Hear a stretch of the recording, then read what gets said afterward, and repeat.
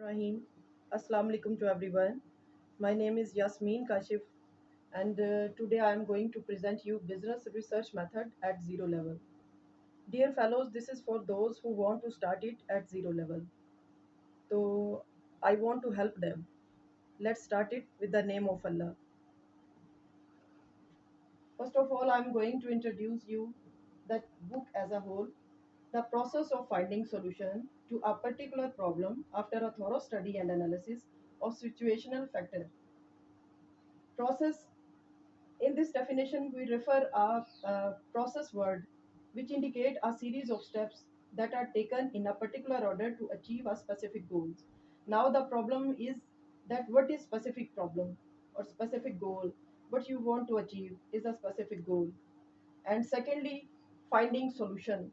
This is a major point in this definition. Finding solution. Finding solution is based on some steps, that is identification, collecting the information, generating ideas, evaluation, choose the best option, implementation of solution, monitoring and adjustment. And last but the not least, review and learn. Finding solution. The first one is identification. Identification refers four basic major points, that is carefully observed, critically, objectively and logically. These are 4 points which identify the manager to resolve the problem or to judge the problem as well. Secondly, collecting data. Collection of data. अच्छा, इसमें जब हम student data को collect करते हैं तो इसके लिए हमारे पास दो तरह के सोर्सेज होते हैं, प्राइमरली और सेकेंडली। और थर्ड वन इज आ जाता है जनरेटिंग आइडियाज। आइडिया कैसे जनरेट होते हैं जी? जब भी आपके माइंड में कोई ना कोई ऐसा सॉल्यूशन आता है जिससे हम अपनी प्रॉब्लम को रिजॉल्व कर सकते हैं, I mean create problem resolving technique, this is called generating of ideas. Third one is evaluation option, carefully assess different choices, यानी आपके पास एक से ज़्यादा चॉइसेस हैं, जो भी मोस्ट प्रॉबेबल सोल्यूशन होता है आपके पास एक प्रॉब्लम का, उस सब को एक लिस्ट डाउन कर लें आप। And fifth one is the choose the best solution. Choose the best solution means select the most suitable choice. आपको, हमने इसे पिछले पॉइंट में डिस्कस किया कि 4 से अगर 5 हमारे पास आंसर्स हैं एक ही प्रॉब्लम के, तो वो उसके चांसेस ऑफ अक्ररेंस है कि हम इसको रिजॉल्व कर सकते हैं इस टेक्निक के ज़रिए, सेकंड ऑप्शन के ज़रिए, थर्ड के ज़रिए, जितने भी हमने वो मोस्ट प्रॉब्लम सोल्यूशन इकट्ठे किए हैं। लेकिन उसमें से अगर हम कोई best one according to our thought और according to on the basis of information हम कलेक्ट करते हैं, that would be the selection of suitable choices for choose the best solution, right. इसके बाद आ जाता है जी, जो भी हम सॉल्यूशन को चूज कर रहे हैं, put the chosen solution into the right action और right path. This is called the implementation of solution. कि हमने जो भी सॉल्यूशन, सबसे पहले तो हमने क्या करना है, डेटा को कलेक्ट करना है, हमारे माइंड में हो कि हमने इसको प्राइमरी बेसिस पे करना है। प्राइमरी बेसिस के अंदर आ जाता है जी हाँ ऑब्जर्वेशन। डेटा को ऑब्जर्व करके कलेक्ट कर सकते हैं, क्वेश्चन के जरिए कर सकते हैं। क्वेश्चन की भी आगे डिफरेंट टाइप्स होती हैं, उसमें ओपन एंडेड क्वेश्चन होते हैं, क्लोज एंडेड होते हैं, डाइकोटोमस होते हैं, लाइक दैट। जब भी हमारे पास एक इन्फॉर्मेशन कलेक्ट हो जाती है, उसके बाद हम क्या करते हैं, उसके बाद हम उसको यूज करते हैं। Generate idea means creating problem resolving techniques. ठीक है, एक सोच डिवेलप होती है माइंड में कि हम किस तरह से अपनी प्रॉब्लम को रिजॉल्व कर सकते हैं। जब वो थॉट हमारे माइंड में आ गई, उसके बाद हमने क्या किया, इवेल्युएटिंग ऑप्शंस। हमने कंपेयर किया कि हमारे पास क्या क्या चॉइसेस हैं काम को करने की। ठीक है, और जितनी भी चॉइसेस हमारे पास होंगी वो most accurate reliable source of information होगा। जितने ज़्यादा चांसेस होंगी उतनी ज़्यादा आपकी इंफॉर्मेशन इन डेप्थ होगी। ठीक है, फिर जितनी भी चॉइसेस हमें दी होगी अकॉर्डिंग टू इंफॉर्मेशन और according to thought on the basis of situational factor, हम देखते हैं कि इसमें से करेक्ट वन कौन सी है। जो करेक्ट वन होती है उसको फिर हम चूज कर लेते हैं। इसी को ही हम कहते हैं selection the most suitable choices. उसके बाद हम उसको पुट करते हैं number 5 point, choose the best solution. जो भी हमें उसमें से बेस्ट सोल्यूशन लगता है उसको हम पुट करते हैं एक्शन में, यानी put the chosen solution into the action. 6 होता है इम्प्लीमेंटेशन ऑफ द सोल्यूशन। जैसे कि हमने कोई भी चीज़ है उसको इम्प्लीमेंट करना है, अब हमने इन्फॉर्मेशन की बेस पे जितनी भी ऑप्शंस देखी उसमें से जो करेक्ट वन हमें लगती है कि इससे हम अपनी प्रॉब्लम को रिजॉल्व कर सकते हैं, उसको हमने अडॉप्ट कर लिया। अब जब अडॉप्ट कर लिया तो ज़ाहिर है उसको हम इम्प्लीमेंटेशन के लिए लेकर आएँगे इन प्रैक्टिकल लाइफ। जब हम उसको प्रैक्टिकली इम्प्लीमेंट करेंगे उसका, तो उसके बाद हमारा जो प्रोसेस है वो हमें एक प्रॉब्लम का सॉल्यूशन प्रोवाइड करेगा। फिर हम क्या करते हैं, मॉनिटरिंग एंड एडजस्टमेंट, यानी keep an I on the results. फिर हम देखते हैं कि जो भी हमने पॉलिसी बनाई है, जो उसका इम्प्लीमेंटेशन किया है, उसका हमें रिजल्ट क्या आ रहा है। और last but not the least point is review and learn. Review क्या होता है जी, मेक इम्प्रूवमेंट। जो भी कुछ हम कर चुके हैं, जिस प्रोसेस को फॉलो कर चुके हैं, उसमें अगर कुछ ड्रॉबैक है तो हम उसको रिव्यू कर सकते हैं, यानी उसको इम्प्रूव कर सकते हैं। Reflect on the process and learn from the experience basis. So, student, this is all about related to this definition. Now we are going to, along with these lines, people, according to writer people. अब people उसने एक term use की है, उसको मैं elaborate करना चाहती हूँ आपको कि उसका राइटर का क्या जम्पशन है पीपल के बारे में। पीपल किन लोगों को उसने कहा है? पीपल कंज्यूमर को कहा है, इन्वेस्टर को कहा है, मैनेजर्स को कहा है। कंज्यूमर, कंज्यूमर कौन से लोग होते हैं? जो आपकी प्रोडक्ट जिन पे बेस करती है। क्योंकि देखें, हमने जो कुछ भी बनाना है वो सिर्फ सोलो यूज के लिए नहीं है, इंडिविजुअल यूज के लिए नहीं है। हम अपने लिए फैक्ट्री नहीं लगाते, हम अपने लिए अपना बिजनेस एक्सपेंड नहीं करते। हम बेस करते हैं अल्टीमेट कंज्यूमर ओरिएंटेड सोसाइटी पे। तो कंज्यूमर ने ही हमारी प्रोडक्ट को यूज करना है, कंज्यूमर के ही टेस्ट के अकॉर्डिंग और उनकी नीड के, उनकी विशेस के अकॉर्डिंग हमें चलना पड़ेगा। तो ये टोटली बेस करता है कंज्यूमर बेस। इन्वेस्टर, इन्वेस्टर कौन होते हैं? जो भी अपने अमाउंट को, अपनी कमाई हुई रकम में से जो हिस्सा वो कैपिटल में, कैपिटल के तौर पे इन्वेस्ट कर देते हैं, वो कारोबार में लग जाता है। वो लोग जो उसको लगाते हैं वो इन्वेस्टर होते हैं, यानी अपनी रकम को बिजनेस में लगाने वाले लोग इन्वेस्टर होते हैं।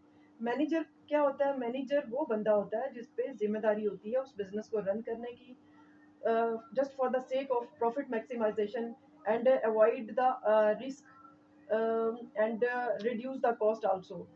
ठीक है, तो ये तीन तरह के लोग, कंज्यूमर, इन्वेस्टर और मैनेजर्स, मिल के ये उस पीपल के हेड को जो है कंप्लीट करते हैं। और ये मतलब किस तरह से फाइंड आउट होता है?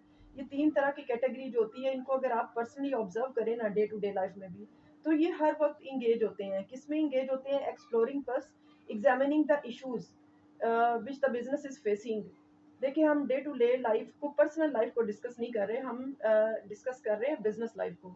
तो बिजनेस के अंदर जितने भी हमें इश्यूज आते हैं, उनको एक्सप्लोर करना, उनको एग्जामिन करना और उनका हल तलाश करना।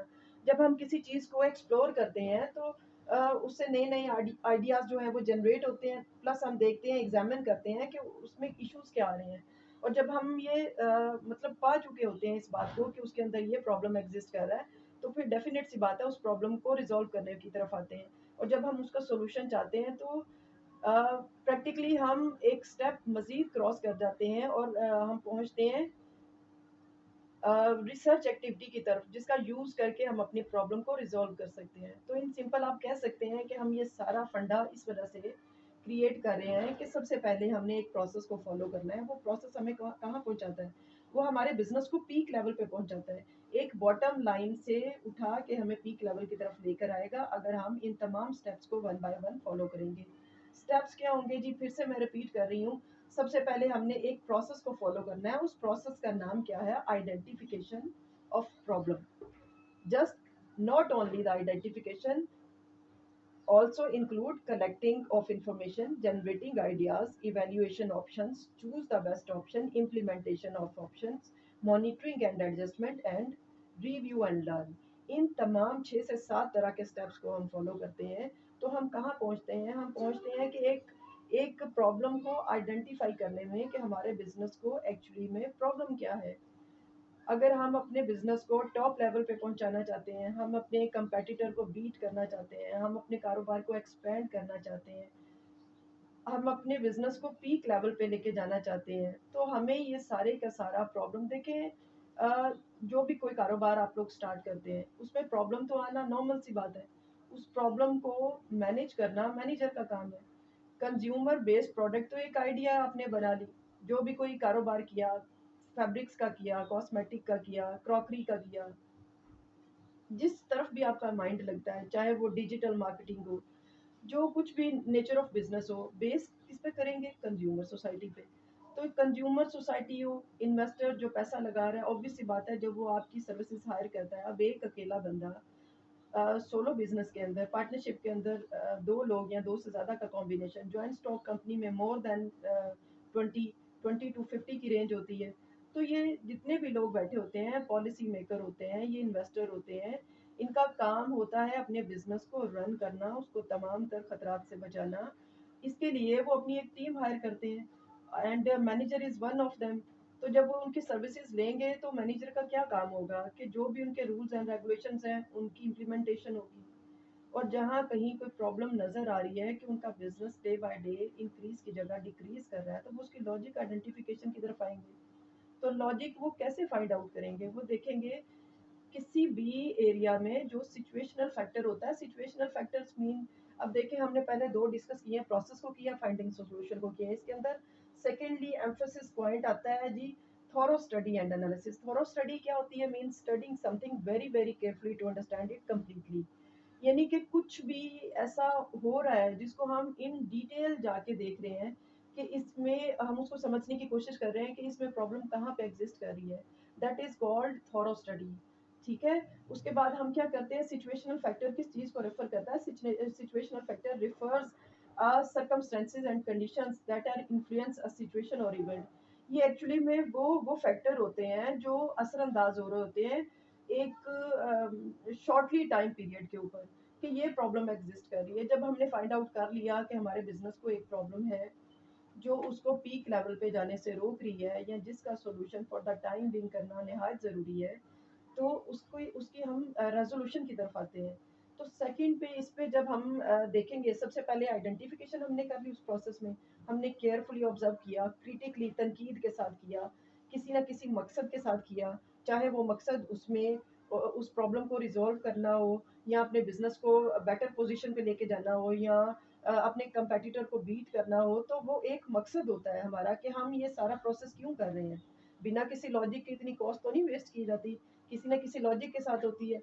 And last one is logically, logic के साथ, कॉज के साथ, एक वजह के साथ देखते हैं कि ये सारा कुछ क्यों हो रहा है और कैसे खत्म किया जा सकता है। तो जब हमारे पास ये इन्फॉर्मेशन कलेक्ट होगी तो थर्ड ऑप्शन क्या होगी जी? Generating ideas. जनरेटिंग आइडिया क्या होता है? Create problem resolving techniques. ऐसी टेक्निक यूज करना जिसके जरिए हम अपने मसले का हल निकाल सकते हैं। जब हमें पता चल गया कि ये आइडिया हमारे माइंड में आ रहा है, आइडिया क्या होता है जी? जो भी एक थॉट आती है आपके माइंड में उसको आइडिया कहते हैं। उसके बाद हम क्या करते हैं? Evaluating of options.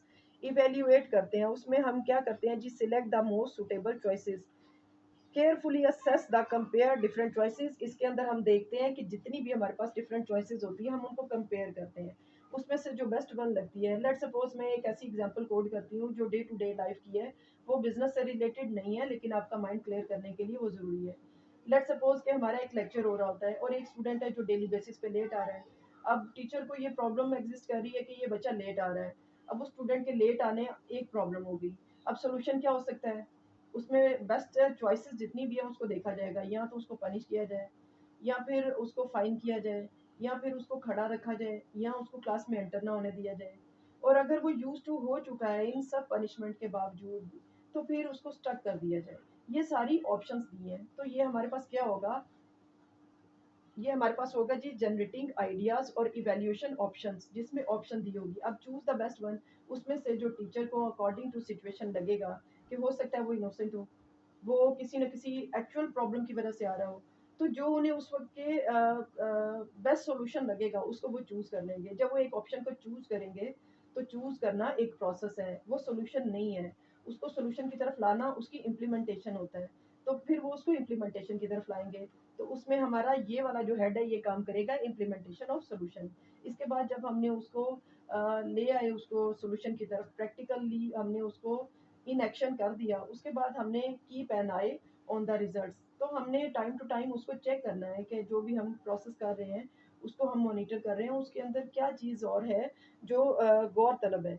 तो जब वो सारे का सारा प्रोसेस ठीक से चल रहा होगा, तो लास्ट में हम देखेंगे रिव्यू एंड लर्न। रिव्यू क्या होता है? बेसिकली ये रिफ्लेक्शन ऑफ प्रोसेस होता है कि हमने तमाम अपना जो एक स्टेप बाय स्टेप एक फॉलो किया है प्रोसेस, हम उसको देखेंगे, और ये हम सब कुछ अपने एक्सपीरियंस की बेस पे देखेंगे। तो स्टूडेंट इन सब को फॉलो करने के बाद हम ना सिर्फ अपने प्रॉब्लम को आइडेंटिफाई करेंगे बल्कि उसको रिजॉल्व करने के भी काबिल होंगे। तो ये बिजनेस रिसर्च मेथड जो है, बिजनेस एक्चुअली एक ऐसी एक्टिविटी का नाम है, any legal financial activity that based on transaction, buying, selling and exchanging of goods and services is called business. Research क्या होता है? A systematic investigation by using scientific method to reach the conclusion with facts. और method क्या है? Method वो veg है जिनको use करके हम अपने प्रॉब्लम को रिजॉल्व कर सकते हैं। तो ये this is all about of our book. I hope you can understand it. Next may we meet the definition of business research method and its application. Thank you so much. Allah Hafiz.